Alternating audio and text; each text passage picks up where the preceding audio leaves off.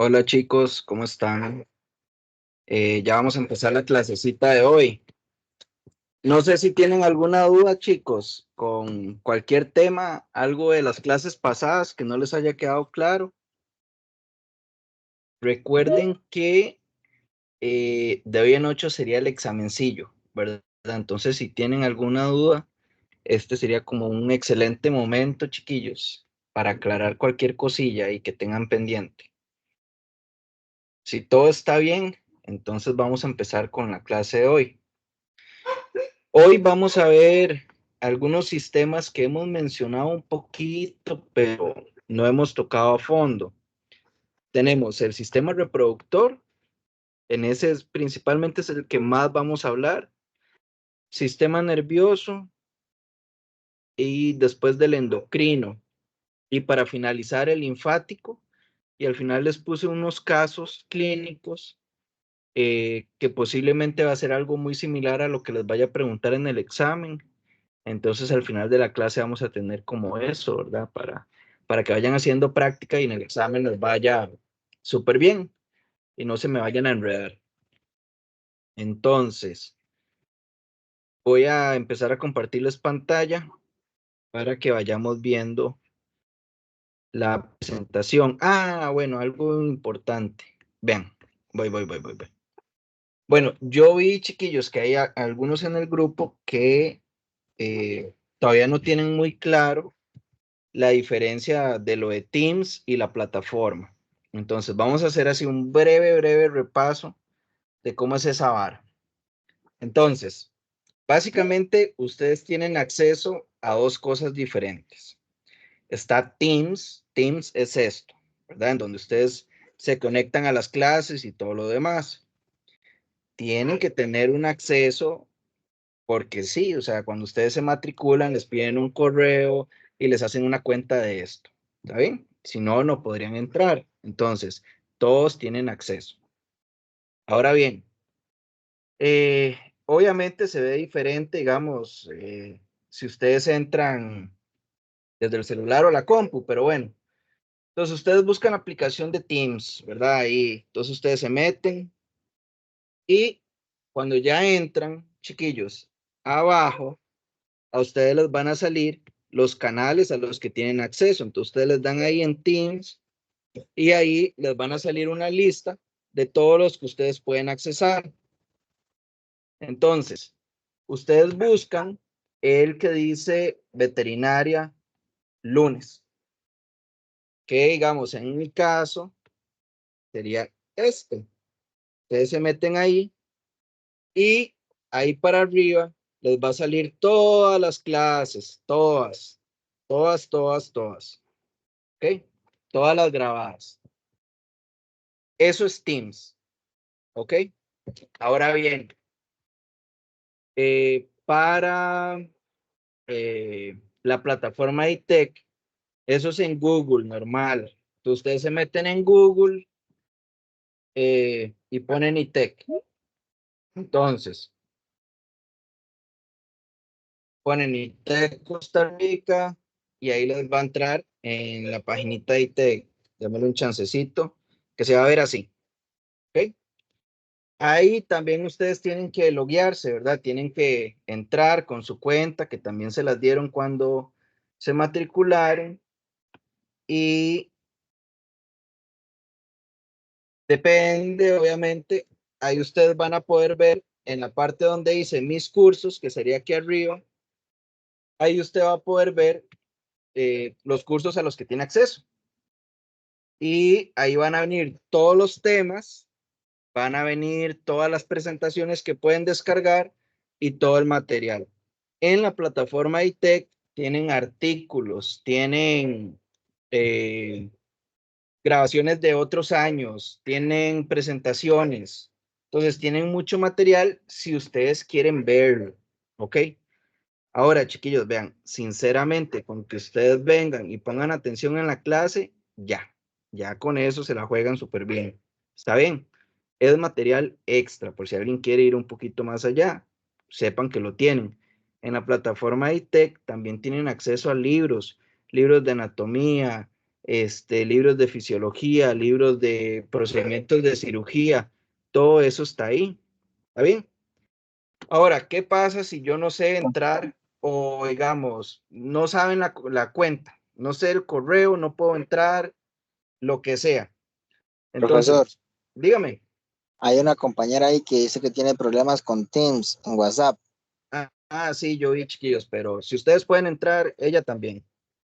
Entonces, vean, aquí hay 3 números de ITEC. Los 3 primeros, esos están en el chat de WhatsApp.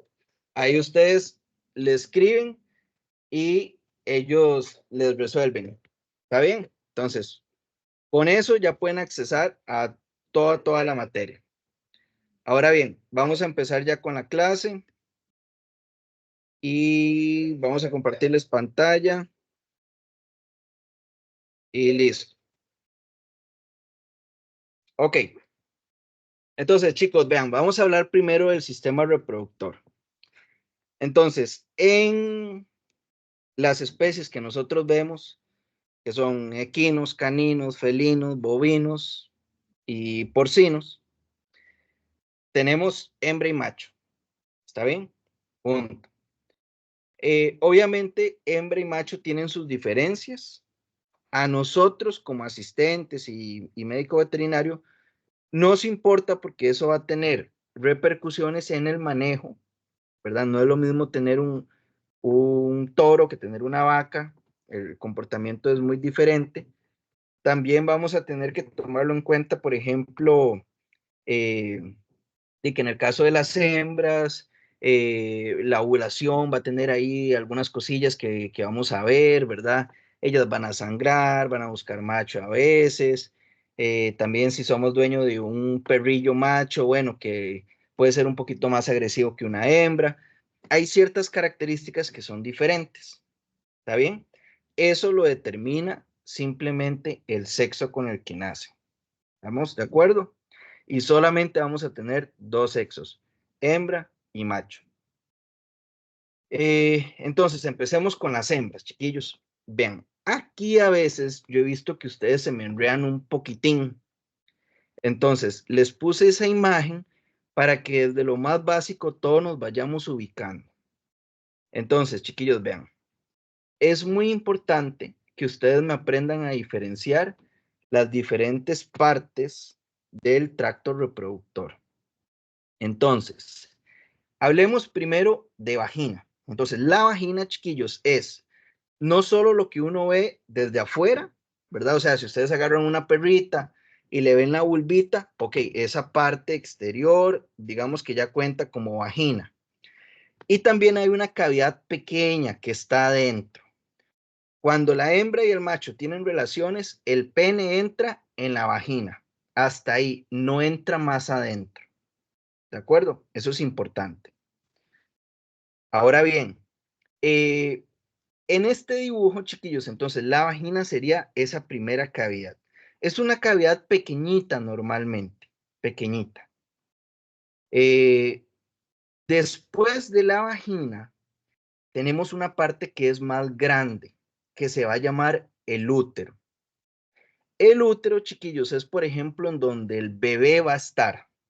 ¿Está bien? Entonces, cuando hay bebé, cuando hay un feto, el feto se implanta ahí en el útero y empieza a crecer. Dependiendo de la especie, el fetito se puede implantar en el cuerpo del útero, que sería esa parte grande y gruesa que tenemos en el puro centro, o se implanta en las trompas de falopio o en los cuernos, que son la partecita del extremo, que es un poquito como más delgada. ¿De acuerdo? Por ejemplo, en los humanos, cuando uno tiene un bebé, el bebé está en el cuerpo del útero. Ahí se implanta y ahí empieza a crecer. Cuando el bebé se implanta en las trompas de falopio, eso se llama un embarazo ectópico, no sé si lo han escuchado, y es muy peligroso y normalmente la mamá pierde al bebé, porque es un lugar en donde el bebé no puede crecer mucho, mientras que en el cuerpo del útero sí. Ahora, por otro lado, en el caso de las perras, Más bien, los perritos se van a implantar normalmente en las trompas, en los cuernos. Esto ya ahorita lo vamos a ver con más cuidadito. ¿Está bien? Entonces, dependiendo de la especie, los bebés se implantan en alguna parte del útero, pero lo importante es que el útero es un envase como tal, en donde el feto se implanta y empieza a crecer. Y en los extremos, chiquillos, vean que tenemos algo que se llama los ovarios. Los ovarios son básicamente hay un ovario en cada lado y el ovario está encargado de producir las hormonas que hace que la mujer sea una mujer. Y ahorita vamos a ir viendo esas cosillas paso por paso. Entonces, empecemos hablando de los ovarios, chiquillos. Eh, algunos saben, algunos saben qué hormona hacen los ovarios. En las mujeres hacen muchas, pero por lo menos una hormona que los ovarios hagan en una mujer. ¿Alguien sabe? Vamos, chiquillos, está fácil, está fácil. Una hormona que los ovarios produzcan. Estrógenos, excelente, muy bien. Entonces, chiquillos, vean, los ovarios producen una hormona que se llama los estrógenos. Los estrógenos hacen que la mujer sea mujer. Desde las cositas más sencillas, como que tengan el pelo más bonito que nosotros los hombres, la figura que ellas tienen, la forma en la que acumulan grasa, el metabolismo, todo eso lo regulan unas hormonas que se llaman estrógenos. ¿Está bien? Es lo que hace que la hembra sea hembra.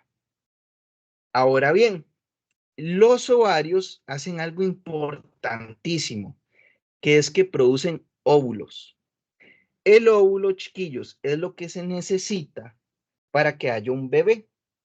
Cuando el óvulo y un espermatozoide se juntan, se crea un bebé. ¿Está bien? Ahora, ¿cómo funciona eso? ¿Cómo es esa vara? Bueno, ahí les puse un dibujito bien bonito en donde se ve el ovario, se ve como un huevo. Y si ustedes ven, tiene unas pelotillas ahí adentro. Bueno, esas pelotillas se llaman folículos. Y los folículos van a ir madurando conforme se va dando el ciclo estral. Entonces, en algún momento del ciclo se libera un óvulo. Y ese óvulo, chiquillos, viaja por las trompas de falopio hasta llegar al útero. Si en ese tiempo se topa un espermatozoide, la mujer puede quedar embarazada. Entonces, vean qué interesante. ¿Cuándo una mujer o una perrita es fértil? Cuando está ovulando. ¿Eso cuándo pasa? Bueno, dependiendo de cada especie. Pongamos de ejemplo a una mujer humana. Entonces, cuando a las chicas les viene la menstruación, en el momento que termina la menstruación, ese día lo vamos a contar como día 1. Más o menos por ahí el día 15 es cuando ellas ovulan, eso es en promedio, ¿verdad? Hay unas que ovulan antes, hay unas que ovulan después, pero en promedio ellas ovulan por ahí el día 15. Entonces, hay algunas aplicacioncillas, ¿verdad? Que les llegan un conteo y les dicen, bueno, en estos días hay que tener cuidado si tenemos relaciones. ¿Por qué? Porque ya se sabe que más o menos en esos días pueden estar ovulando. Lo mismo, por ejemplo, con las chicas cuando toman pastillas para planificar. ¿Cómo funcionan las pastillitas? Bueno, ellas tienen un número, ¿verdad? Un número para cada pastilla es un día diferente. Y esas pastillitas traen diferentes hormonas, que lo que hacen es un poco bloquear la ovulación de tal manera que el ovario no logre ovular. Entonces ellas pues nunca ovulan y por lo tanto eh, no hay, no hay una fecundación. Hay otros métodos, por ejemplo, que lo que hacen es que la mujer se ovule, pero no puede haber una implantación. Por ejemplo, una T de cobre, la mujer puede ovular, pero la T de cobre no deja que el óvulo baje y se encuentre con el espermatozoide. Por lo tanto, no puede haber una fecundación. ¿Está bien? Entonces, más o menos así funciona. En el caso de las perritas y de las gatitas, recuerden que, por ejemplo, las perritas entran en celo cada 6 meses. Eso quiere decir que una perrita va a ovular cada 6 meses. Y en el caso de las gatitas, vamos a tener ovulaciones aproximadamente eh, entre cada 15 días a 21 días en una gatita que no esté castrada.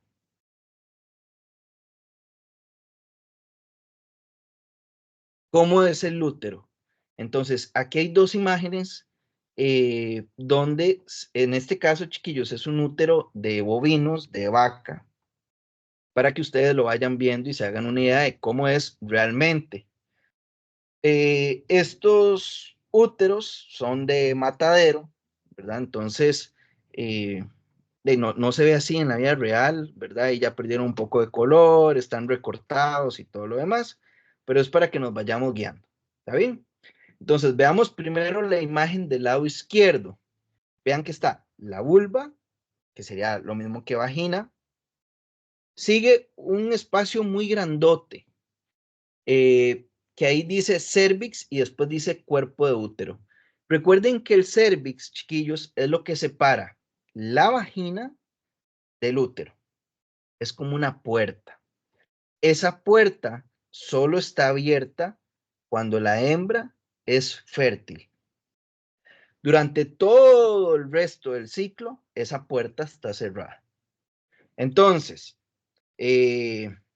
vamos a ver, si un macho monta a una vaca, la vaca no se va a dejar, pero digamos, si un torillo llega y monta una vaca y ella no está en celo, el semen, los espermatozoides no van a poder llegar al útero porque el cérvix está cerrado. Y aunque lo hicieran, pues no se van a topar ningún óvulo. ¿Ok? Entonces el cérvix es una puertita que nos separa el útero de la vagina. Como dato curioso, eh, chiquillos, cuando uno va a inseminar, uno mete una pajillita por la vagina y pasar esa pajilla por el cérvix cuesta mucho, tiene su toque.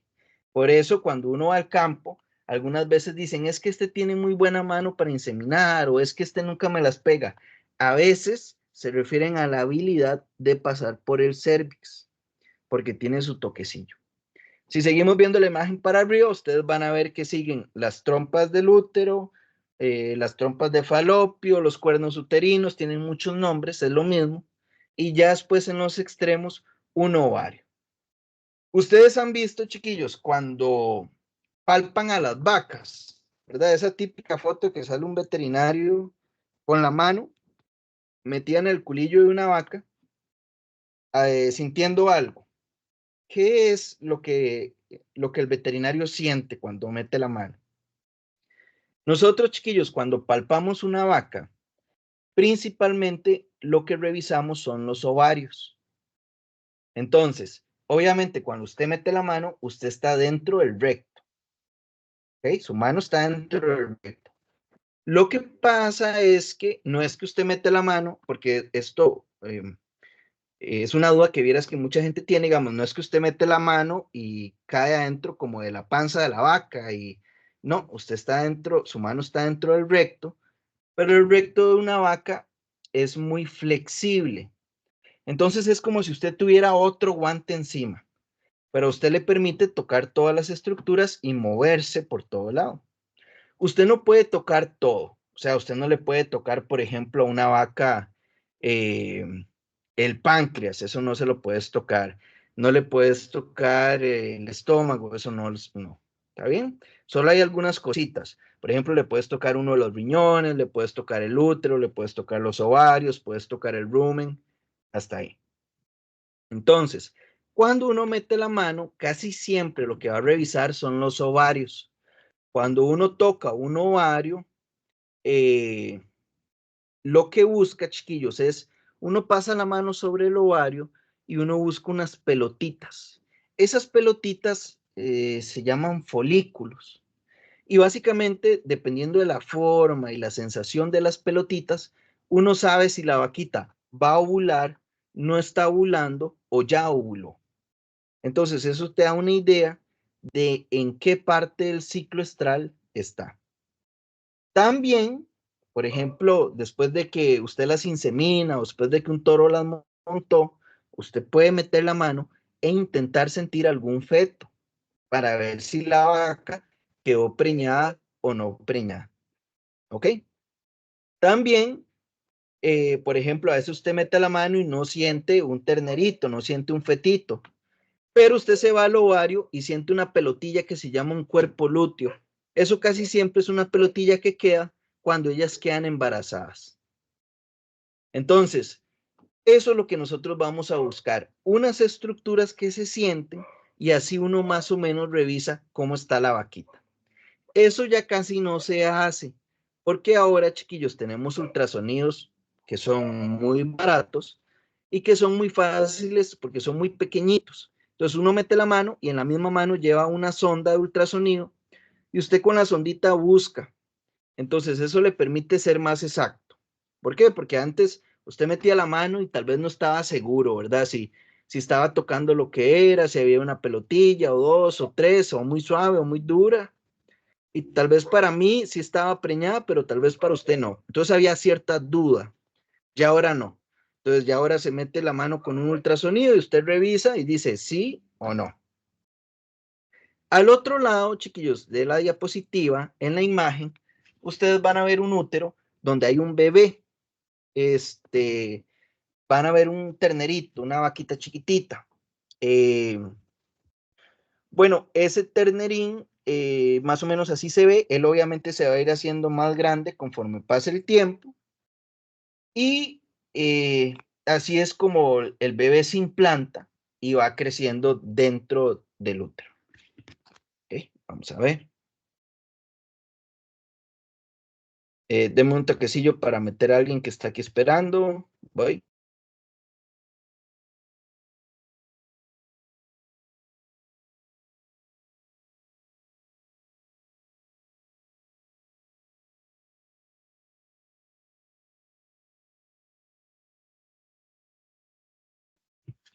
Listo, listo, listo, listo. Ok, entonces, algo que siempre me preguntan, chiquillos, profe, ¿y cómo se castra? ¿Qué es lo que se castra? ¿Qué es lo que se quita? Entonces, vean, chiquillos. Primero, quiero que ustedes sepan que existen o que hay una diferencia grande entre esterilizar y castrar. Entonces, por ejemplo, esterilizar sería una mujer que tuvo 2 hijos ya y ella dice, bueno, ya no quiero tener más hijos. Y entonces va al hospital y le hacen algo que se llama ligar las trompas o ligar los cuernos. ¿Qué es esa vara? Bueno, ahí a esa señora que ya no quiere tener más bebés, lo que hacen, chiquillos, es que le hacen una pequeña cirugía en donde ponen como unas suturas, a veces se ponen unas grapas en las trompas de falopio.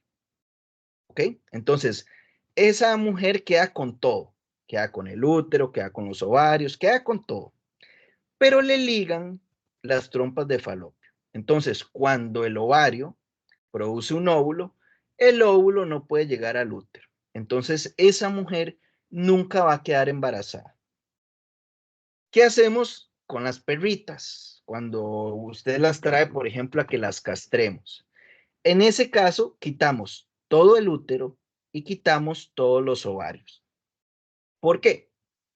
Bueno, porque cuando uno castra, uno lo que quiere no es solo quitar el hecho de que la perra pueda quedarte embarazada, sino quitar todo ese órgano porque me da algunos beneficios, ¿verdad? Por ejemplo, me cambia un poco el comportamiento, obviamente me evita embarazos, me evita infecciones, me evita riesgo de cáncer, me evita un montón de cosas. No siempre es bueno, ya ahorita vamos a hablar en otra diapositiva, porque todo tiene sus pros y sus contras. Entonces, yo ahorita les voy a hablar de las cosas malas que ocurren cuando castramos. Pero para que ustedes entiendan esa pequeña diferencia, entonces, en veterinaria, lo que hacemos es castrar. Profe, y si yo la quiero nada más esterilizar, ¿se puede? Sí, sí se puede, pero normalmente la gran mayoría de clientes lo que quieren es castrar. Ahora, para que ustedes sepan, chiquillos, el nombre correcto de esa cirugía es ese que ustedes tienen en pantalla. Vean qué palabra más complicada, ovariohisterectomía. Ovario de los ovarios. Histerec, eso es del útero. Y tomían porque lo quito. Normalmente en las veterinarias, ustedes que van a ir a trabajar en una veterinaria, uno le dice una cirugía OH, para no decir todo el nombre y para no enredarse. Entonces, cuando ustedes lean cirugía OH, es una castración de hembra. Entonces, chiquillos, ¿cómo es esa vara? ¿Cómo es el proceso? Bueno, digamos que llega una perrita a la veterinaria. Entonces, chiquillos, las perritas tenemos que abrir el abdomen, hay que abrir la pancita, ¿ok? La pancita se puede abrir por el puro centro, como por así decirlo, por el ombligo, como en este caso que ustedes ven en la pantalla, o hay una técnica que en Costa Rica no se usa mucho, pero en otros países sí, que es abrir de lado. Normalmente en Costa Rica la que ustedes van a ver es por el medio de la pancita, entonces vamos a hablar de esa. Chiquillos, uno lo que hace es abrir por algo que se llama la línea alba. Yo no sé si ustedes han visto a alguien así súper musculoso que tenga unos cuadritos, o si no han visto a Goku ahí en tele. Entonces Goku tiene cuadritos. Y entonces, en medio de los cuadritos, justamente por donde pasa el ombligo, hay una línea que divide los cuadritos. Bueno, esa línea se llama una línea alba. Ahí no hay músculo, no hay nada. Si usted corta por ahí, usted no rompe ningún vasito sanguíneo, ningún músculo, ningún nada. Entonces, primero, te recuperas súper rápido y segundo, no sangras. No sangras nada porque ahí no hay nada que sangre. Lo que hay es algo que se llama fascia, que es básicamente la unión entre los musculitos. ¿Ok? Entonces, por ahí es que se abre, por el puro centro. ¿Y qué se hace, chicos? Bueno, uno busca, puede ser con el dedo, puede ser, hay un ganchito especial, pueden ser con unas pincitas. Usted busca un ovario. ¿Por qué un ovario? Bueno, porque es lo más fácil de buscar. A veces se puede intentar buscar el útero o los cuernos. El punto es encontrar ese órgano que ustedes ven ahí en la pantalla. Normalmente usted primero busca un lado y después busca el otro. Cuando usted lo encuentra, usted lo que va a hacer es eh, cortar la unión de los ovarios. Ellos tienen un ligamento que los sujeta, digamos que al cuerpo, ¿verdad? Entonces usted corta algo que se llama el ligamento ovárico y los ovarios van a quedar sueltos. Entonces te van a quedar como en esa imagen que está ahí. Entonces vean que están los ovarios, las trompas y el cuerpo del útero en el puro centro. Ahí, entonces, usted lo que hace es suturar el cuerpo del útero y corta todo eso. Y todo eso que ustedes ven en la imagen hay que quitarlo. Todo eso se va. Ahora bien, cosas que hay que tomar en cuenta. Eh, Punto número 1, chiquillos. Normalmente las cirugías de castración son muy sencillas. No es la gran cosa. Cuando un animal se complica o se muere, casi siempre es porque nosotros hicimos algo mal. Ese algo mal puede ser casi siempre prequirúrgico.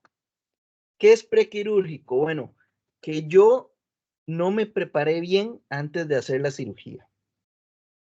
Vamos a ver, por ejemplo, si yo a la perrita no le hago exámenes de sangre antes de entrar a cirugía, pues es entrar como a la suerte, ¿verdad? Yo no sé si, por ejemplo, la perrita va a resistir la anestesia, yo no sé si ella va a poder cicatrizar bien, yo no sé si ella sangra un poquitito, si tiene anemia y se va a morir, yo no sé si tiene las defensas buenas, yo no sé si está enferma de otra cosa.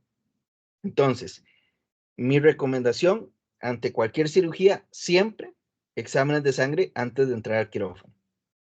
Igual, chiquillos, por ejemplo, si ustedes se van a hacer una cirugía, bueno, examencillos. Eh, algunas veces no se hacen. ¿Por qué algunas veces no se hacen? Bueno, porque a veces es por precio. Yo diría que la gran mayoría de veces es por precio. Porque los exámenes de sangre no son muy baratos. Entonces, no todas las personas pueden pagar los exámenes de sangre más las cirugías. Y está bien, se entiende. Entonces, chiquillos, yo lo que siempre hago es que cuando recibo el perrito, me siento un ratito con los dueños y les explico, les digo, vea, lo ideal sería hacer esto, esto, esto y esto. Si no podemos, entonces entienda que los riesgos son estos, estos, estos y estos. Entonces la persona me dice, sí, doc, yo entiendo. Ok, listo. Si algo pasa, te lavas las manos porque usted ya les explicó que hay ciertos riesgos que usted necesita exámenes para saber o para minimizarlos. Ok, esos son riesgos prequirúrgicos. Metiéndonos ahí un poquito más, también está la limpieza prequirúrgica. ¿Qué es eso? Bueno, por ejemplo, que yo preparo todos mis instrumentos antes de entrar a cirugía. ¿Qué es preparar mis instrumentos? Bueno, que todo está autoclavado, que todo está completamente estéril. Si yo saco una tijerita, una pincita y un cuchillito de una cartuchera y lo pongo ahí en la mesa y le echo un chorrillo de alcohol, eso no es estar estéril, ¿verdad?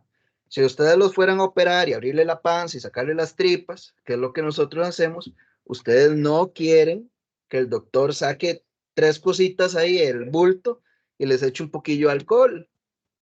Ustedes quieren que todo esté autoclavado. Entonces, esas son cosas prequirúrgicas. Eh, limpieza, ¿qué es limpieza? Bueno, que yo preparo a mi animal, que lo rasuro, que le hago su limpiecita antes de la cirugía y todo lo demás. Después vienen las complicaciones quirúrgicas. Las complicaciones quirúrgicas, chiquillos, son las cosas que pueden pasar en la cirugía que me van a repercutir. Vamos a ver, se me complica la anestesia. ¿Qué es que se me complique la anestesia? Bueno, que por ejemplo el perrito se le caiga la presión, que el perrito me le dé una arritmia, que el perrito se me ponga muy frío. Esos son cositas, complicaciones comunes en una anestesia. ¿Qué tengo que hacer yo para evitar estas complicaciones? Monitoreo. Entonces, vean, vámonos para acá. Monitoreo quiere decir que yo voy a parar un toque la presentación, pues si no, yo no puedo ver la cámara. Entonces, monitoreo quiere decir que, por ejemplo, siempre en una cirugía, yo necesito un monitor, porque necesito tomar presión, temperatura, ritmo cardíaco, capnografía, etcétera. Y necesito vigilar la anestesia también. Entonces necesito un monitor de la máquina de anestesia para que me diga cuánto gas está inhalando, si está respirando oxígeno, si se me está ahogando literalmente. son cositas que yo tengo que controlar siempre. Si no las puedo controlar, chiquillos, es muy riesgoso porque es a la suerte, ¿verdad? Vemos un perrito que está ahí tirado y no sabemos si está bien, si la presión está baja, si cómo está la temperatura, si le va a dar un infarto. Son cosas que no sabemos.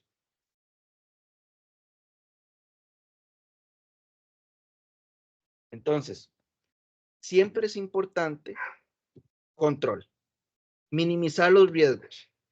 No quiere decir que si yo le hago exámenes y que si le pongo el monitor ya no se me van a morir. Sí se te va a morir en algún momento uno, por mala suerte, por un descuido, porque el perrito venía enfermo, por lo que sea. Así como, por ejemplo, en humanos, de vez en cuando se muere alguien en el quirófano. Siempre va a pasar. Así como un avión de vez en cuando se cae, siempre va a pasar. Pero la gracia es minimizar el riesgo, ¿ya? Y después, chicos, tenemos los riesgos postquirúrgicos, que sería, por ejemplo, bueno, durante la cirugía, yo creo que el más importante es riesgo de infección. El riesgo de infección, chiquillos, es, por ejemplo, si yo me meto así nada más y no voy con mi traje estéril, si no me pongo gorrito, si no voy con mascarilla, si no uso guantes estériles, eso aumenta mi riesgo de infección. Entonces, ¿qué pasa? Que después tenemos heridas en los perritos que supuran, que botan un caldillo, ¿verdad? Entonces, o que cuesta mucho que cicatricen, o le pusimos puntos y usted ve que nunca cerró, le quedó la cicatriz feísima, son complicaciones por infección. Y tenemos las complicaciones postquirúrgicas, que para mí casi siempre es por culpa del dueño. ¿Cuáles son esas? Por ejemplo, que el perrito se nos ensució la herida, que el perrito se arrancó los hilos, que no lo llevaron a quitarse los hilos a tiempo, que no le dieron los medicamentos que eran. Sin embargo, igual caben dentro de los riesgos postquirúrgicos. Todas esas cosas yo las tengo que tomar en cuenta cuando hacemos una cirugía y es importante que ustedes se lo mencionen al dueño, siempre, para que si llega a pasar algo de casualidad, el dueño diga, bueno, no, ya me lo advirtieron, ya yo sabía que estas cosillas podían pasar, ¿saben? La mayoría de cosas, chicos, tienen solución. O sea, cuando uno se le complica algo en una cirugía, ya sea pre, durante o después, normalmente puedes hacer algo. Vamos a ver. Si usted hace una cirugía de estas bien, el perro no debería sangrar nunca. Cero. Si usted abre por donde es, el perro no tiene que sangrar. Si usted sutura los ovarios bien y los corta, no tiene por qué sangrar. Si usted corta el útero bien, no tiene por qué sangrar. Nada tiene que sangrar. Entonces, que a usted se le muera un perro o que le digan es que se murió por un sangrado, por una hemorragia, casi siempre es culpa de uno. Ahora, yo les voy a decir algo. Cientos de perros me han sangrado durante una cirugía. Cientos. Porque hice un corte mal, porque puse una suturita floja, porque qué sé yo. Pero si usted se da cuenta y lo corrige, no pasa nada. No pasa absolutamente nada. ¿Cuál es la torta, chiquillos?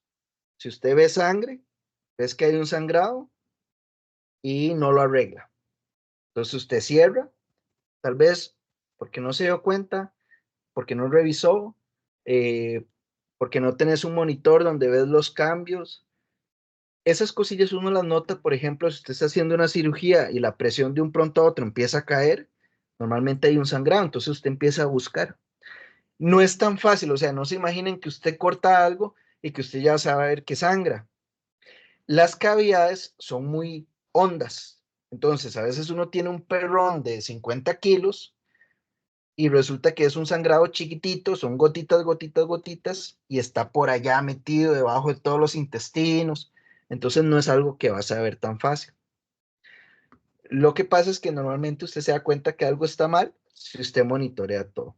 Si usted no tiene monitores, usted cierra al perro tranquilo, lo manda para la choza y en 2 días viene el perrillo pálido, pálido, pálido, con una panzota así, porque va sangrando y sangrando. Entonces, chicos, esa se trata de la gracia, minimizar la mayor cantidad de riesgos que yo pueda. Otra cosa, para que no se nos complique después de la cirugía, yo recomiendo 2 cosas importantísimas. Entonces, la primera, chicos, el animal tiene que ir súper cubierto para el dolor. En el momento en que un animal siente dolor, se empieza a tocar. Entonces, esos animales que se arrancan los hilos, casi siempre es porque les está doliendo. Entonces, ¿qué pasa? Que al bichillo le duele, le arde, le arde, le arde. Entonces él se empieza a chupar o se empieza a tocar y se termina abriendo la cirugía. Normalmente son animales en donde tal vez no se les mandó antiinflamatorios, por ejemplo, o se les mandó una dosis que no era la que ellos necesitaban. O hay animales que son muy sensibles y necesitan un antiinflamatorio y un analgésico. ¿Ya? Algunas veces también esas complicaciones pasan eh, simplemente por mala suerte. Por ejemplo, el perrito reacciona mal contra las suturas, les da alergia, entonces la piel se empieza a romper. Ya eso es algo que no depende de usted, ahí ya no hay nada que hacer. En algún momento tenés que cambiar las suturas y listo. Ok, vámonos de nuevo para la presentación.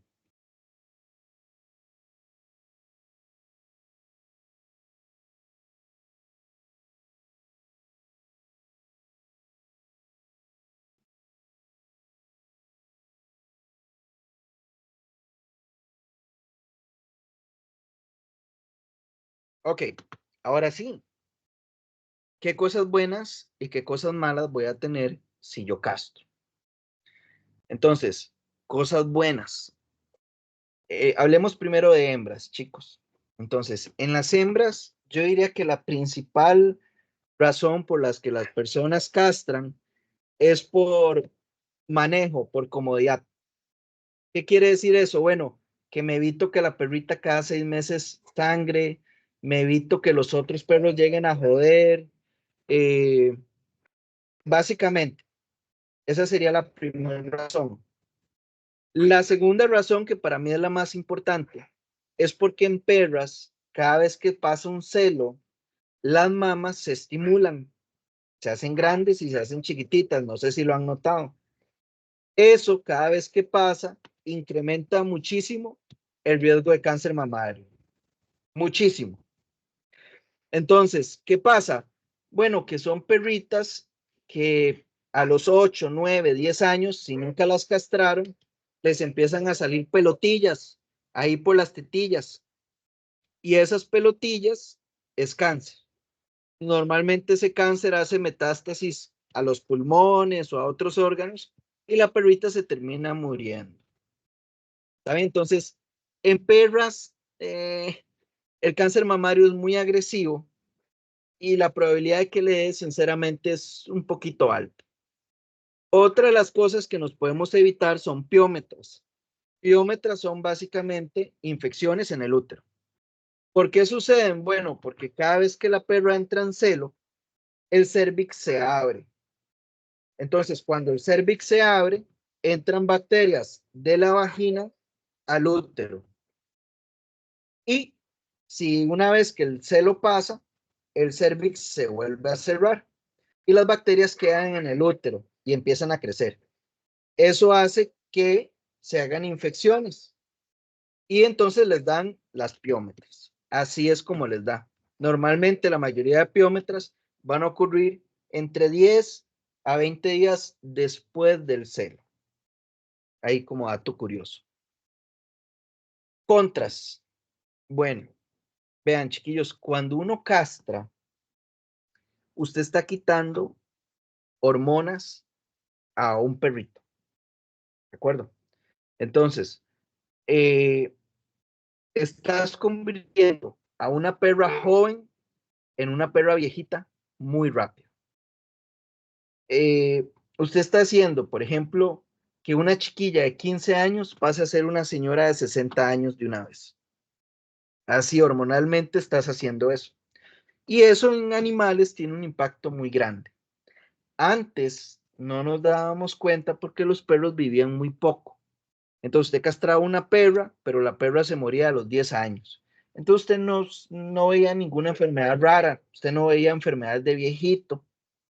Ahora usted castra una perra a los 6 meses, pero la bandida perra vive 16 años. Entonces ahí sí vemos un montón de enfermedades raras. Entonces, por ejemplo, a las perritas les da osteoporosis, ganan peso más rápido, les duelen las articulaciones, les da artritis, el pelillo se les pone más feo, eh, el ánimo obviamente va a cambiar. Entonces, también tenemos muchos contras que van a suceder. En perras, porque ahorita van a ver que mi opinión en perra y en macho cambia un poquito, yo les recomendaría esto. En perras castren. La verdad, los pros son más que los contra. En machos, tal vez consideraría dejarlos sin castrar. Ya ahorita vamos a ver por qué. Pero sí sepan, chiquillos, que hay ciertas cositas negativas. ¿De acuerdo? Yo le diría que en perras de raza grande, considere no castrarlo. Por ejemplo, si usted tiene eh, cualquier animal básicamente que pese más de 40 kilos, yo le diría no lo castre, porque le, le vas a joder la vida a nivel articular. Ese perro va a tener osteoporosis, ese perro va a tener artritis, le va a doler la cadera, se va a poner gordísima, vas a tener un montón de problemas de razas pesadas. Entonces, si su perrito o perrita pesa más de 40 kilos, piensen en no castrar. Vi que alguien levantó la mano, chiquillos. No, ok. Machos, hablemos de los machos. Vean. Bueno, en los machos el sistema reproductor es un poquito más sencillo. Principalmente quiero que se acuerden de los testículos. Entonces tenemos testículo, pene y existen algunas glándulas como por ejemplo la próstata que tienen cierta función. ¿Está bien? Pero la estrella van a ser los testículos. Entonces, en testículos, ¿qué hacemos? Igual que en una hembra, tenemos esterilización y tenemos castración. Entonces, por ejemplo, los hombres se pueden esterilizar. ¿Cómo? Haciéndose una vasectomía. ¿Qué es una vasectomía? Bueno, que usted corta un tubito que se llama el tubito, se llama conducto deferente, que es ese que tienen ahí en la imagen, el conducto deferente. Entonces, el doctor llega y corta ese tubito, lo corta justo encima de donde están los testículos. Entonces, el semen, bueno, no, los espermatozoides que se crean en el testículo no pueden salir, no pueden salir en el semen, ¿ok? Entonces no salen por el pene, porque el conducto está cortado. Entonces, cuando se da una eyaculación, los espermatozoides salen del testículo, pero chocan contra ese tubito que quedó cortado. Y ahí ellos se reabsorben y listo. Eso es una vasectomía. Una castración sería quitar completamente los testículos. ¿Ok? En veterinaria, ¿se pueden hacer vasectomías? Sí, sí se pueden hacer vasectomías. Que en machos últimamente está muy de moda, ¿verdad? En Estados Unidos, en Europa está muy de moda, porque así usted se asegura que el macho, si se escapa o se jala una torta, no va a preñar a la hembra, pero hormonalmente lo dejas intacto. Eso es importante. Voy aquí.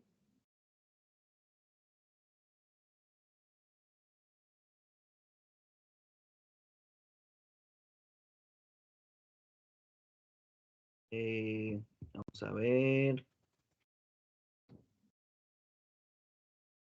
Ok, ¿cómo se hace la cirugía, chiquillos? Bueno, en machos, chicos, la cirugía es pequeñísima y facilísima. Entonces, en machos, ahí sí, yo les diría que si ustedes no quieren hacer exámenes de sangre, es más aceptable. De hecho, en hombres, si usted se va a hacer una vasectomía, no le hacen exámenes de sangre. La razón, chiquillos, es que es una cirugía mínimamente invasiva, con anestesia hasta local y pues el riesgo es demasiado pequeño.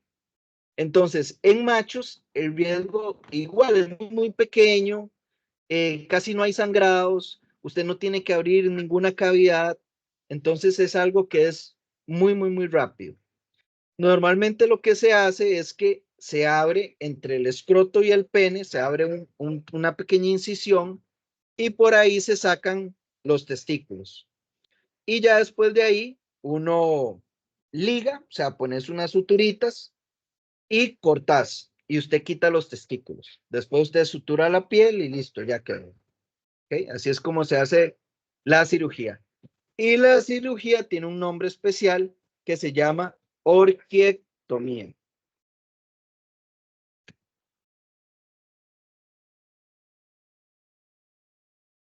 Ah, bueno, aquí está en una imagencita más bonita donde les puse.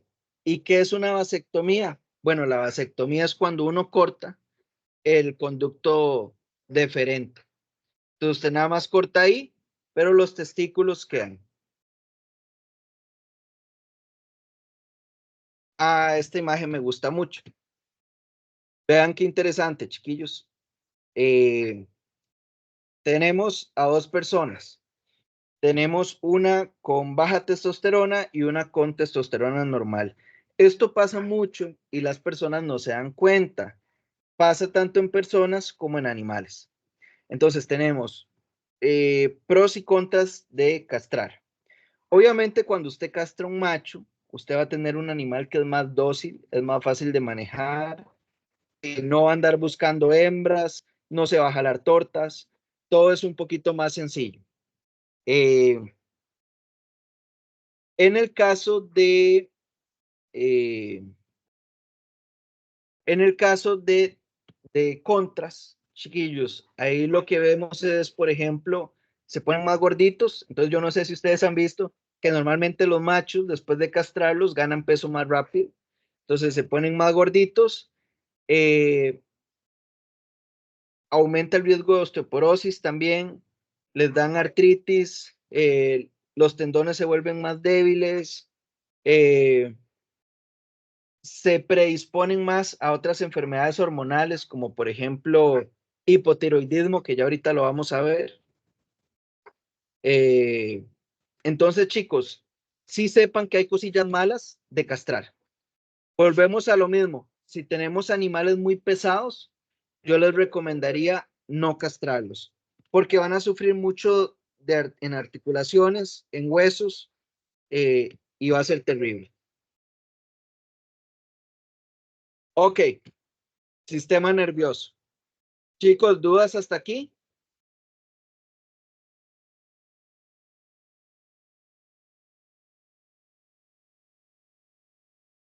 Todo claro, muchas gracias.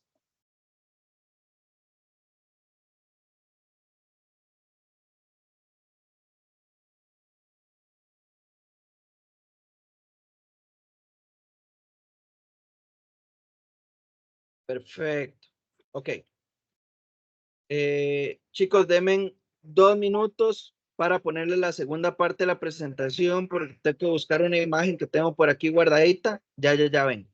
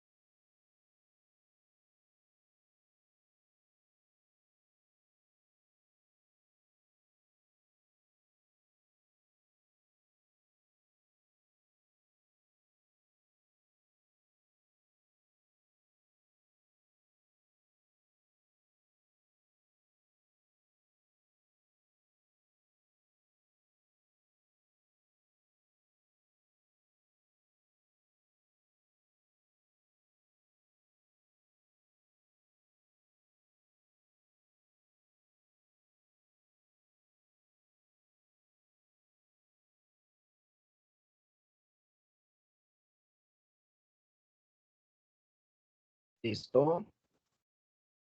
Ok, volvemos. Esta parte, chiquillos, es muy interesante. Si hay algo que no les queda claro, me avisan.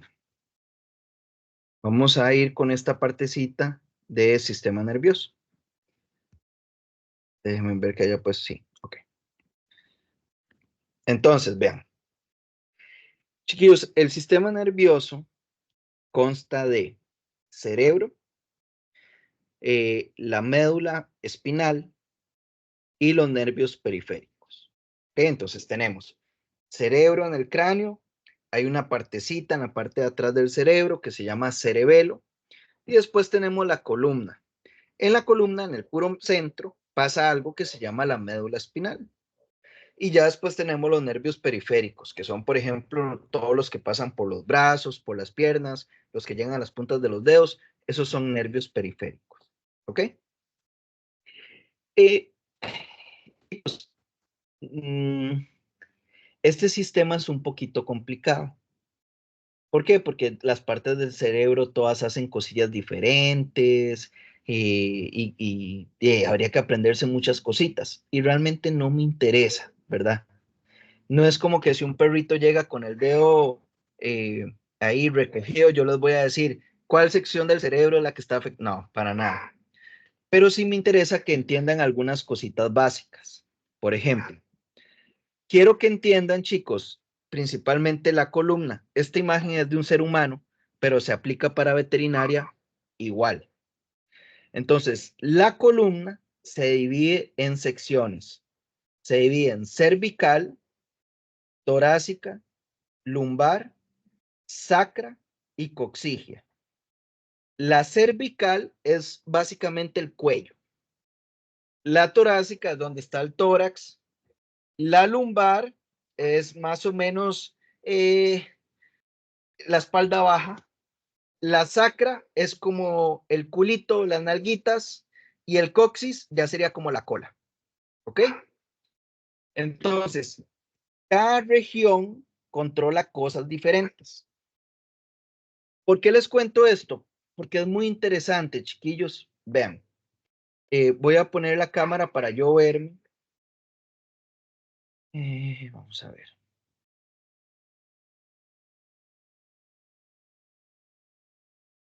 Aquí. Porque esto es muy importante. Vean. Es muy importante aprender a distinguir cuando nos llega un pacientito, distinguir si tenemos un problema neurológico o si tenemos, por ejemplo, un problema como de fractura o así.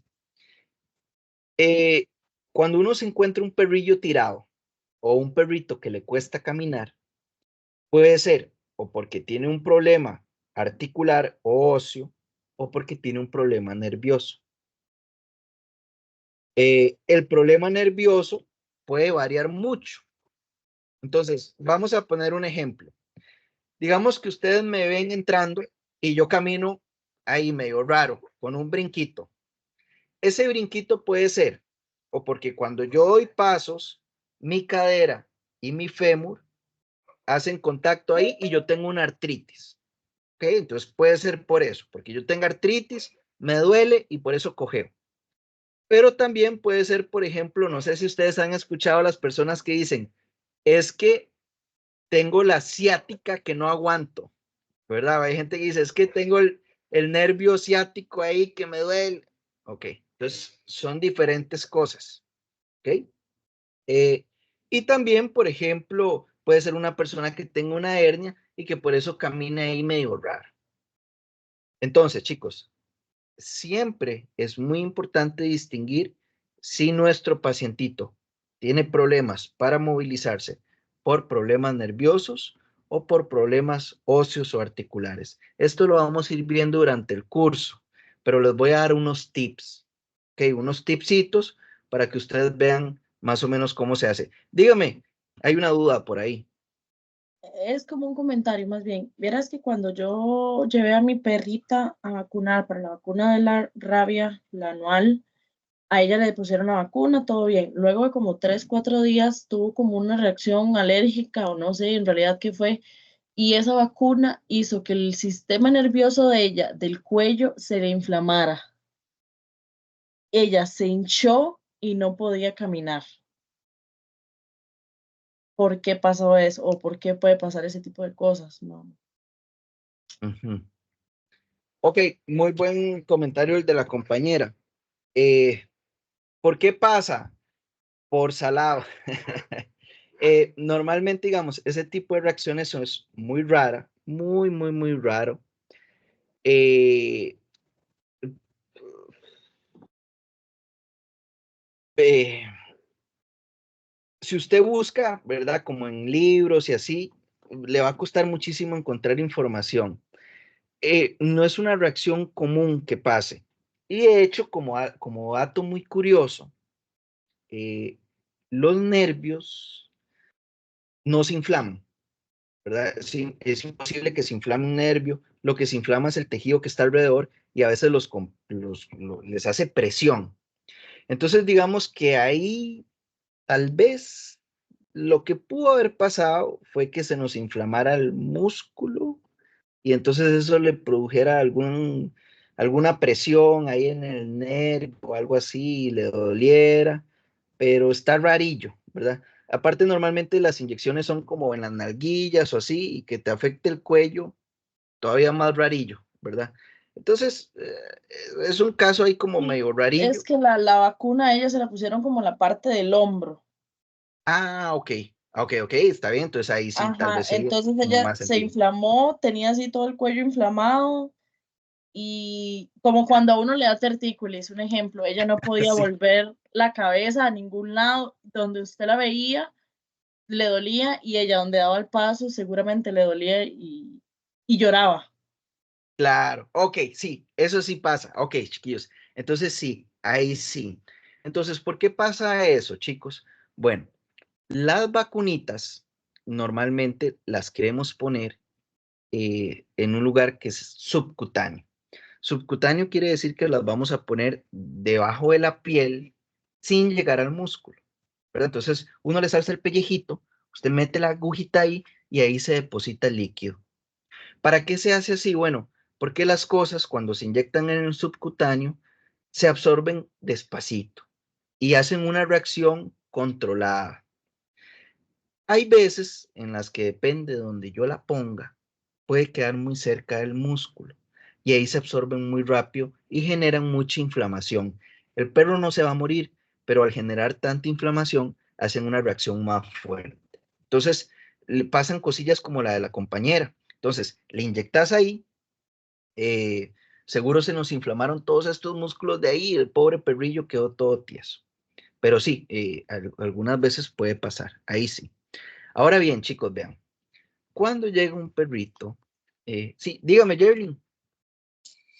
Yo tenía una duda, es como, ¿qué tan común es la hiperplasia cerebelosa? Es que yo tenía un gatito y sufrió bastante, vieras, con la enfermedad y me dijeron que era como muy común, pero yo la verdad nunca la había visto.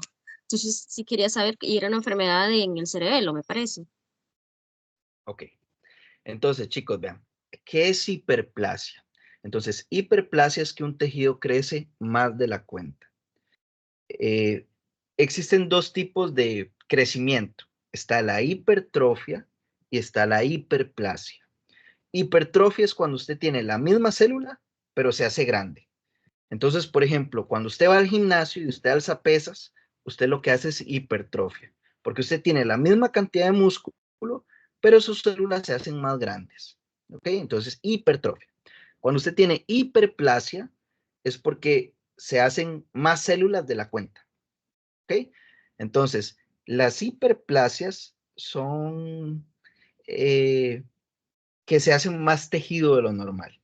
En el caso de la compañera era una hiperplasia de cerebelo. O sea, en esta partecita que está por acá, nosotros tenemos el cerebelo y estaba haciéndose más grande de lo normal. Y normalmente, si, si es más grande de lo normal, pues se sigue haciendo más grande de lo normal. Casi nunca hay cura y el animalito termina muriéndose. Casi siempre son problemas genéticos, o sea, el bichillo nace así, con ese problemita, y le va pasando, le va pasando, le va pasando y se muere.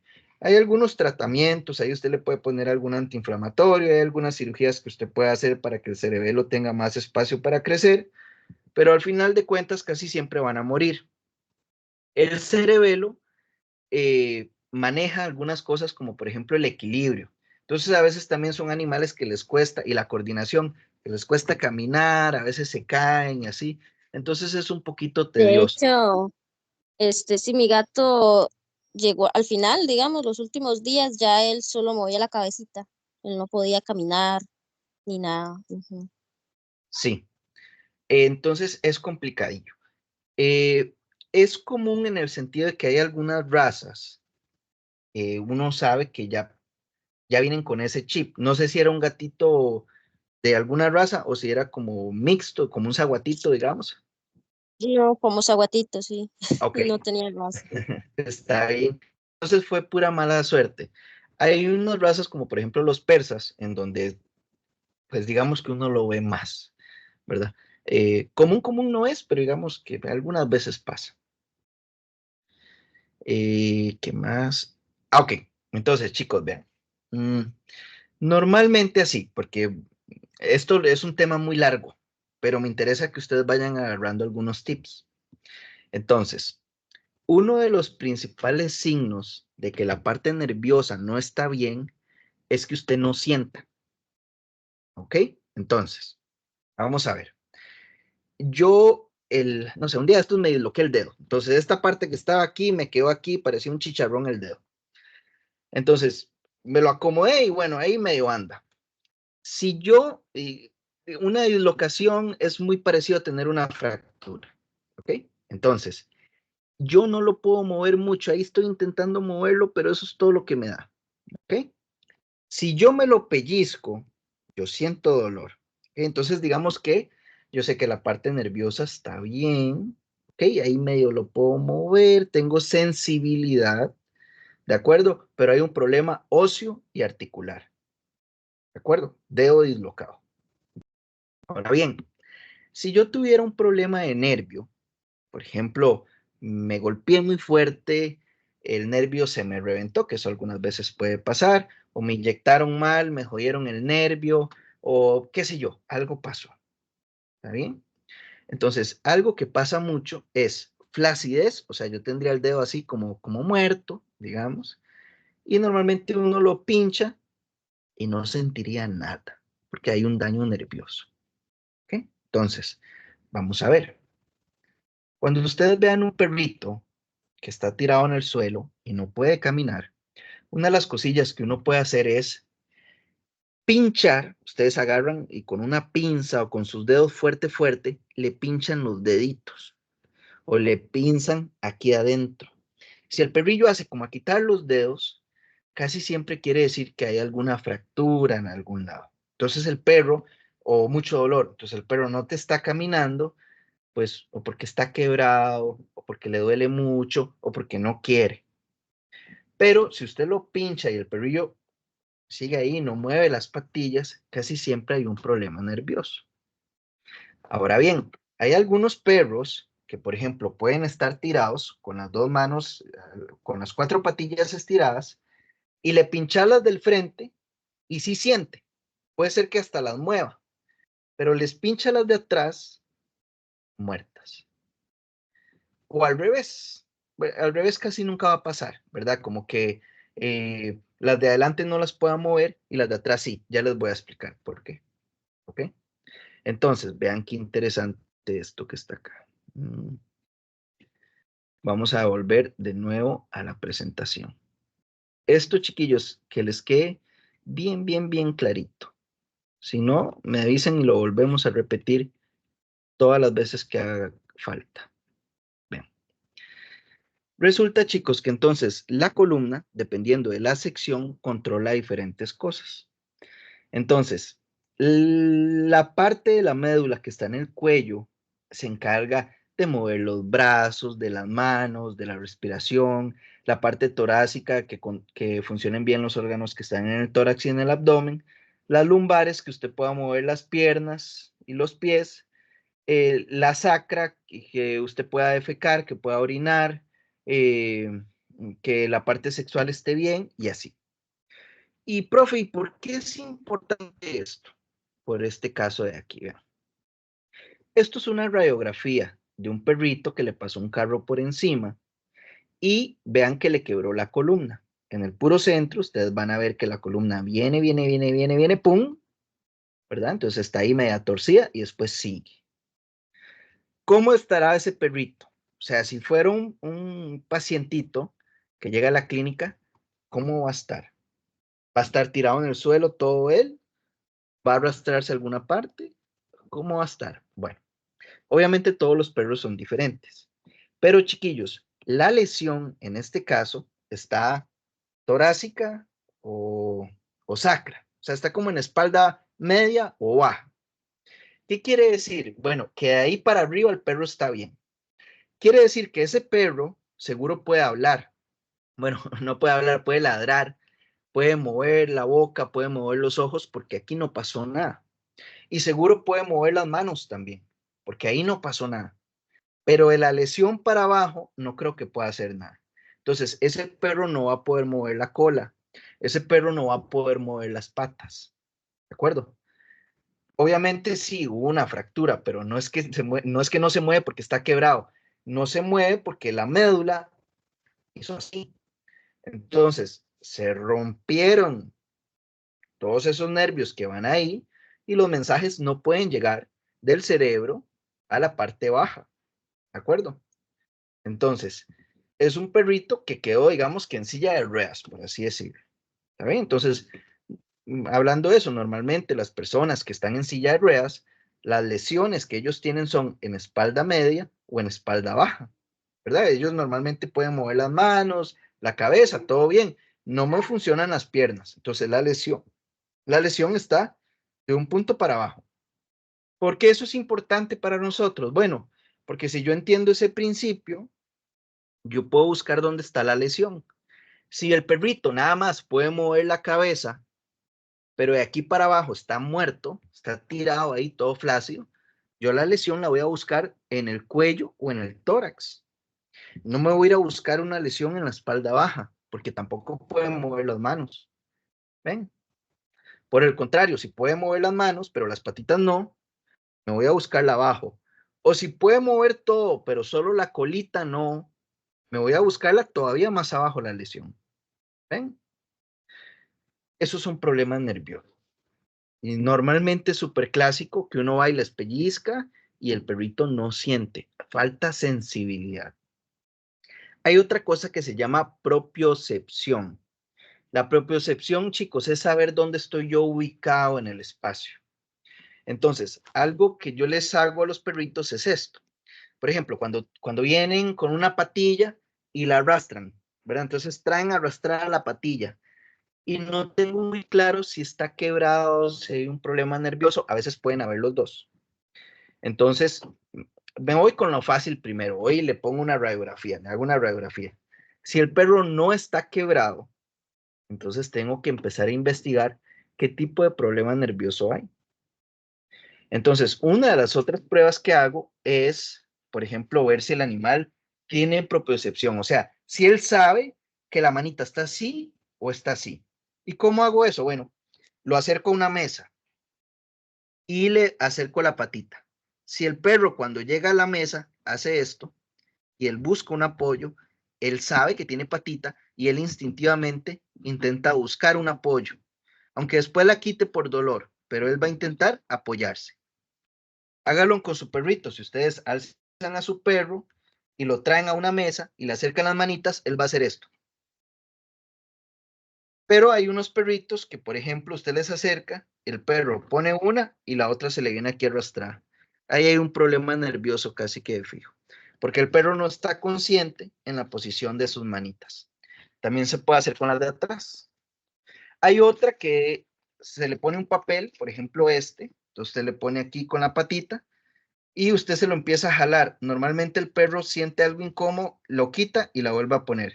Si el perro se deja y se viene con la hoja, normalmente hay un problemilla nervioso. Así como cositas básicas que uno puede ir revisando como para darse una idea, ¿verdad? Algo más les iba a contar de esta parte. No, creo que ya.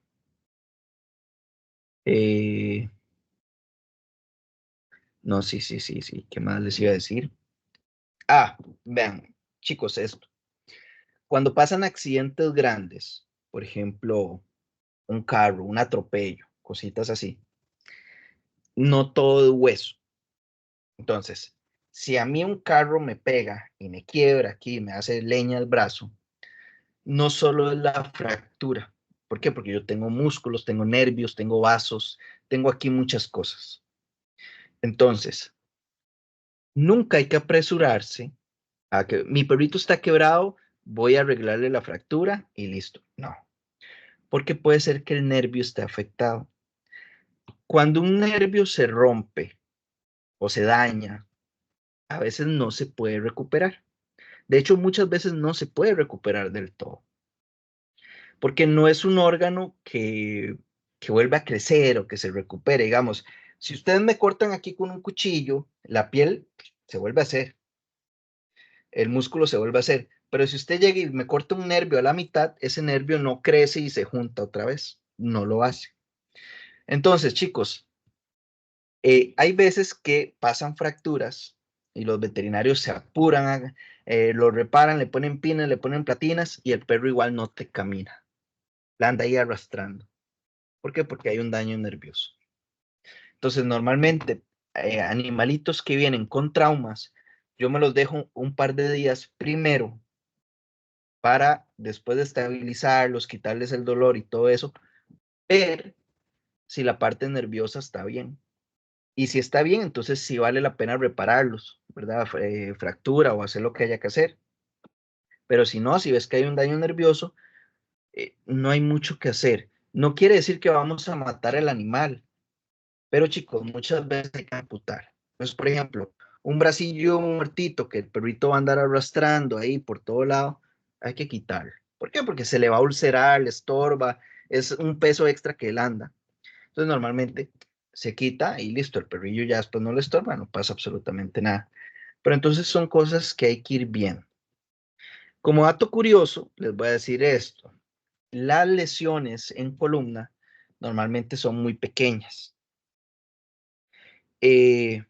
Por ejemplo, me pasa mucho, chiquillos, con perritos chiquititos, muy saltones, como los chihuahuas, que se alegran mucho cuando el dueño llega a la casa, entonces empiezan a saltar, a saltar, a saltar, cuando tienen 8, 9 años, salta y salta y salta, o se baja de la cama muy rápido, o en la casa hay escaleras, y un día pegan un gritillo, y al otro día ya el perro no camina. ¿Qué pasó? Se le hizo una hernia de disco. ¿Qué es una hernia de disco? Bueno, la columna tiene vértebras, ¿verdad? Entonces, entre cada vértebra hay un poco de tejido conectivo. Ese tejido conectivo le llamamos discos intervertebrales. Cuando ocurren lesiones, las vértebras, en lugar de estar así, a veces se juntan y aplastan el tejido que está ahí en medio. Eso se llama una hernia. A veces solo producen dolor, ¿verdad? Entonces hay gente que le dice, es que a mí me duele la espalda porque yo tengo una hernia. Entonces, tienen alguna vértebra comprimida y eso les causa dolor. ¿Okay? ¿Por qué les causa dolor? Bueno, porque comprime algunos nervios y entonces eso manda una señal de dolor. ¿Okay? Si la lesión es un poquito más grave, a veces compresiona mucho y las señales no llegan. Cuando las señales no llegan, pues no pueden mover. Entonces son perros que quedan postrados. Entonces, ese tipo de lesiones casi nunca se van a ver con radiografías. Casi siempre hay que hacer un TAC para que lo sepan. Entonces, columna y cerebro casi nunca los revisamos con radiografías, casi siempre hay que hacer un TAC, ¿de acuerdo? Es importante cuando pasan ese tipo de lesiones hacer un TAC para saber si es algo que yo puedo tratar con pastillas. Por ejemplo, si la hernia es muy pequeña, yo con esteroides puedo intentar reducirla de tamaño y ver si ya el animal me camina. Pero si la lesión es muy grande, normalmente hay que hacer cirugía. Entonces, si yo no tengo el TAC, si no tengo las imágenes, no sé qué tengo que hacer. Entonces, a veces sí se puede solucionar y por falta de un examencillo no llegamos a nada. Entonces, sepan que para columna, TAC casi que de fijo. Radiografías no sirve. Solo si el daño es demasiado, como en esa que yo les enseñé. Pero chiquillos, en ese perro igual no se puede hacer nada. ¿Okay? La cirugía no va a quedar bien, el perro igual no le va a caminar. No hay forma de reparar eso. Entonces, normalmente esos son perritos que se ponen a dormir. Cuando usted agarra un perro de esos y lo pone en una silla de ruedas, por ejemplo, las sillas de ruedas lo que hacen en perros es que presionan los intestinos, presionan el colon. Entonces, estos son perros que después de 1 o 2 años se estriñen, ya no pueden dar del cuerpo, no controlan esfínteres, o pasan cagados o no cagan, se llenan de infecciones, les da infecciones urinarias, se ulceran las patillas, se ulceran la piel, es terrible. Y muchos perros se estresan porque ellos, en su simplicidad de pensar, que es lo bonito que tienen los perros, no entienden por qué andar una silla. Entonces eso los estresa un pelito y su calidad de vida no es muy buena, sinceramente. Entonces son animales que normalmente ponemos a dormir. Dígame. Usted mencionó eso, lo de las hernias de disco, ¿correcto? Mi hermana tiene una chihuahua que le pasó eso justo. La operaron, ella le dijeron casi que 80% de que no vuelva a caminar, un 20% de que camine. La perra camina chueca, toda tiesa, toda rara, pero le quedó como algo de que es así como de que si le dan ganas de orinar, si le dan ganas de cagar, lo hace, no importa el lugar. Pero sí fue una cirugía bastante costosa, tiene una cicatriz casi que a lo largo de toda la columna, más que es un perro tan chiquitito, entonces sí fue un proceso largo porque ella tuvo que estar, de hecho la perra tiene que estar en rehabilitación actualmente, ella va a rehabilitación porque no quedó 100% bien. Entonces, es normal que no queden 100% bien porque como usted dijo, los nervios no siempre tienen como su recuperación al 100%, ¿correcto? Claro. Entonces, vean qué complicada es una cirugía de columna, chiquillos. Primero, para hacer algo, tenés que tener un TAC sí o sí. Y son muy pocas las clínicas que tienen acceso a un TAC. Entonces, ya desde ahí, muy poquitos lugares y ya desde ahí pueden aumentar los costos. Entonces, primer examen, un TAC. Ahí se nos fueron 200 y pico mil. ¿Está bien? Entonces, para empezar. Tal vez un poquito menos si el TAC es de la clínica, como por ejemplo Vicobet. ¿Está bien? Entonces, 100,000, Como digamos. 260. Ok, Como bueno, 260 era lo que me dijo. ok, está bien. Entonces, bueno, vamos a ponerle 100, solo para empezar. ¿Está bien? Después, chicos, viene una cirugía, que es una cirugía muy compleja, porque normalmente, bueno, habría que ver qué tipo de hernia es, pero básicamente, chiquillos, lo que uno quiere en la cirugía es agarrar las vértebras que normalmente están, digamos que un poquito más apretaditas o que a veces están desacomodadas, y usted quiere darles el espacio de siempre y ponerlas pues como iban. Para hacer eso, normalmente usted tiene que agarrar y poner una platinita o 2 platinitas para que esas vértebras no se muevan y darles estabilidad. Y a veces hay que abrir la vértebra, o sea, cortas un pedacito para liberar espacio, porque ya ese tejido está muy inflamado y usted ocupa que tenga más espacio. Entonces cortas un pedacito y listo. Entonces le das estabilidad y aparte liberas espacio.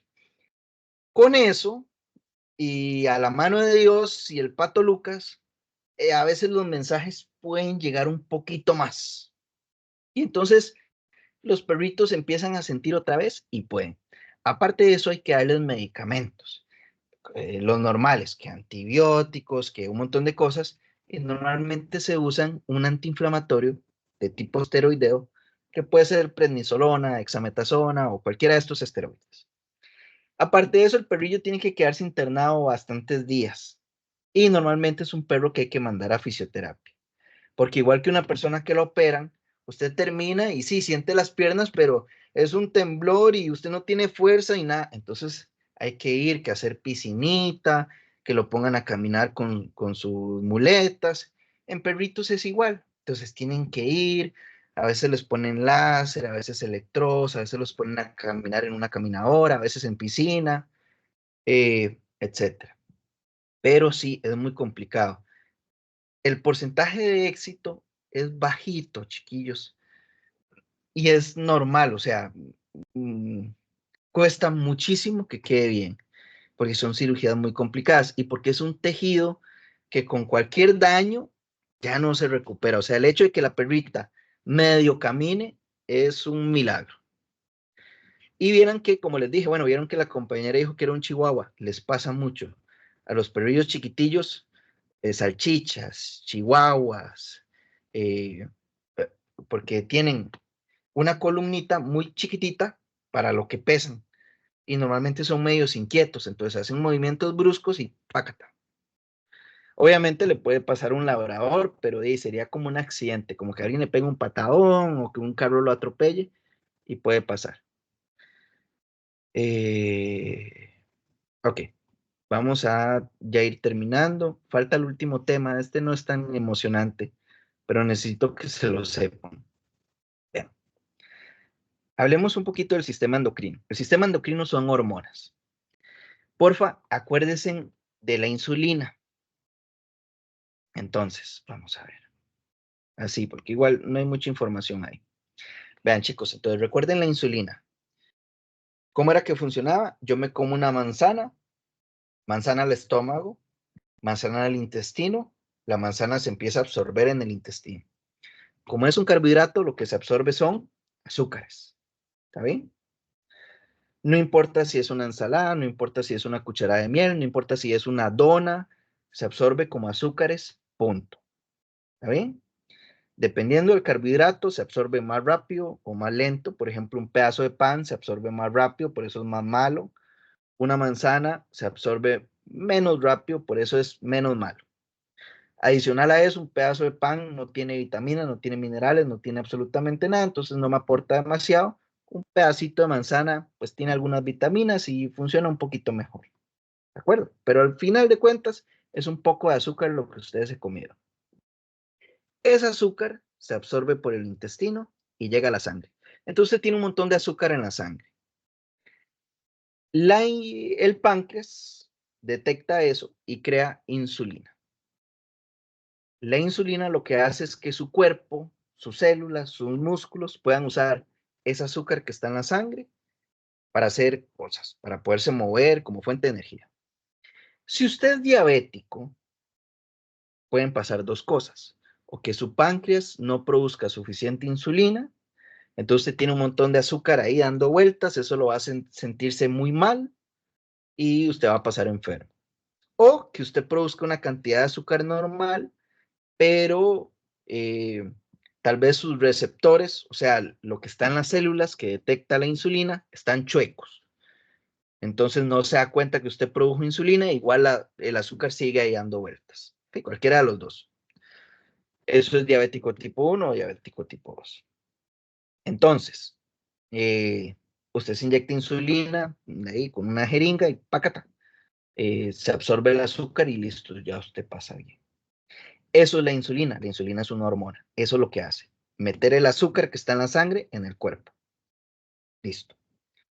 El glucagón, que es otra hormona, lo que hace es que cuando usted no tiene azúcar en la sangre, más bien, o sea, cuando su cuerpo necesita energía, se crea el glucagón y entonces su cuerpo usa energía que tiene en almacenamiento. Por ejemplo, en forma de grasa, normalmente en el hígado tenés una reservita ahí de glucosa y el hígado la echa ahí en la sangre. ¿Okay? Entonces, el glucagón es cuando la sangre tiene poca azúcar y la insulina es cuando la sangre tiene mucha azúcar. Punto. Eso es lo que tienen que saber. Existe otra hormona que se llama eritropoyetina.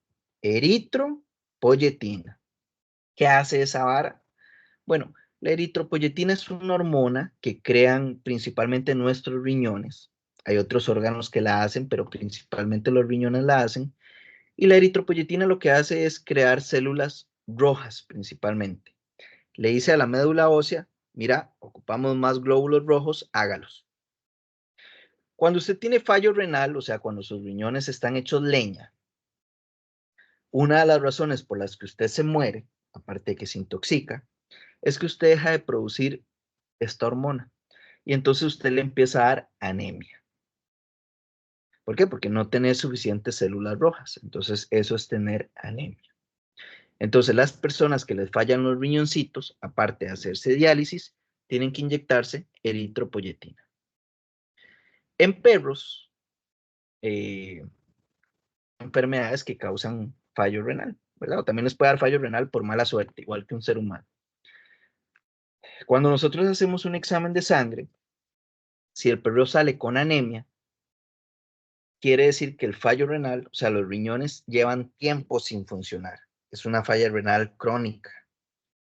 La hormona hace tiempos dejó de estar y entonces el perrito tiene anemia. Si por otro lado los riñones están hechos leña, pero no tenés anemia, quiere decir que la falla renal es aguda, o sea, acaba de pasarle.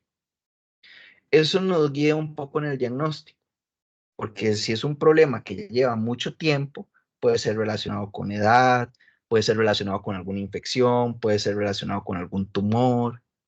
Si son cosas que pasaron muy rápido, o sea, el perro estaba perfecto y hoy tiene un problema de los riñones, puede ser intoxicaciones o puede ser anestesias, ¿verdad? Te hicieron una mala anestesia y se echaron los riñones, que eso pasa mucho, principalmente en gatos.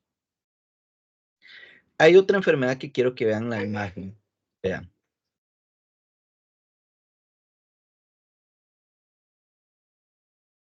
Vean este perro y apréndaselo de memoria.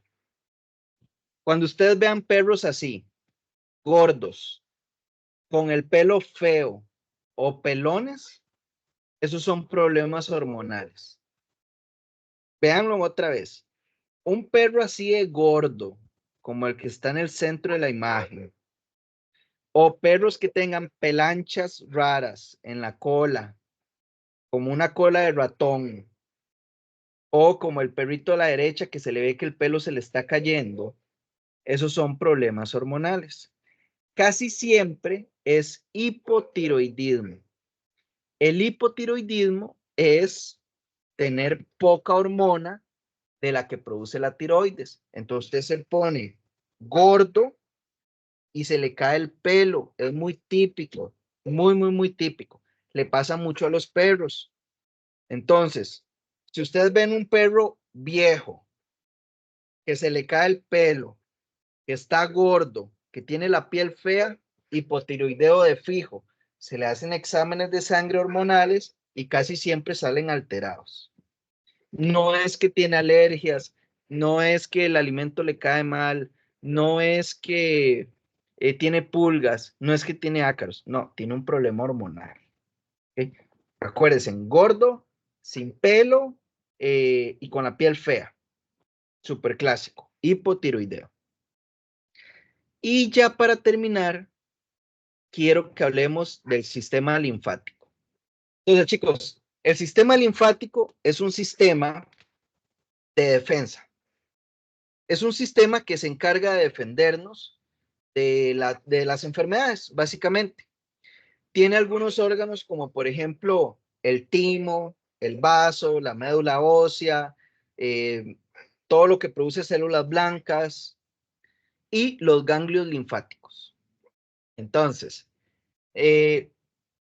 algunas veces cuando ustedes se enferman y les da gripe, ustedes han visto que las glándulas se les ponen grandecitas. Esos son nódulos linfáticos, se llama así, nódulos linfáticos. Tenemos por todo el cuerpo, en la cabeza, en el cuello, en los brazos, en todo el cuerpo. Estos son súper clásicos, entonces usted le da infección de garganta y esto se pone grandísimo. Cuando usted estaba chiquitillo, si alguna vez lo llevaron a sobar y les quitaron una pega y ustedes les agarraban aquí y les daban y les encontraban una pelotilla o les agarraban aquí y les daban y les daban y les daban con una pelotilla, eso era un nódulo linfático que estaba reactivo. O sea, usted tenía una infección y su cuerpo se estaba defendiendo. Entonces, el nódulo linfático que estaba cerca de la infección estaba un poquito grande. O si era una infección sistémica, posiblemente todos estaban un poquito grandes. Entonces, esa famosa pega que usted le quita a alguien que soba es simplemente un nódulo linfático ahí que está grandecillo. Entonces, si usted le da dolor de garganta y usted llega y le da y le da y le da y le da y le da el nódulo linfático, y no se va a curar, ¿verdad? Entonces, cuando usted llevaban y lo sobaban, lamentablemente tampoco se iba a curar. ¿Por qué se curaba? Porque igual usted se iba a curar después de unos días. Pero para que ustedes sepan qué es esas pelotas que se sienten y qué es lo que la gente dice sobar y todas esas cosas. Y así es más fácil que se acuerden del sistema linfático. Entonces, el sistema linfático, chicos, se compone de algunos órganos grandes como el timo y el vaso. El timo es un órgano que está cuando somos pequeños o bebés y ahora en adultos ya no lo tenemos o está muy pequeño. En cachorros pasa lo mismo. Entonces está cuando son bebés y ya cuando es un perro adulto ya no está. El vaso, si es un órgano que todos tenemos, es como el hígado más o menos. ¿Okay? Es un órgano de color rojito. Normalmente es una reserva de sangre. Tiene células rojas y células blancas. Está la médula ósea que produce células blancas también. Y entonces los nódulos linfáticos. Ellos se encargan de defendernos contra infecciones. Ese es el sistema linfático. Y listo. Eso era la clasecilla de hoy, chicos. ¿Dudas? Estamos. Ok. Recuerden que la próxima semana no hay clases. Tenemos examen. Entonces yo se los mando. Tienen una semana de tiempo para responderlo. Y listo. ¿De acuerdo? Bueno, chiquillos. Muchas gracias. Pura vida. Gracias, buenas noches. Bueno. Buenas Gracias, buenas noches. noches. Bueno, buenas noches, profe, gracias.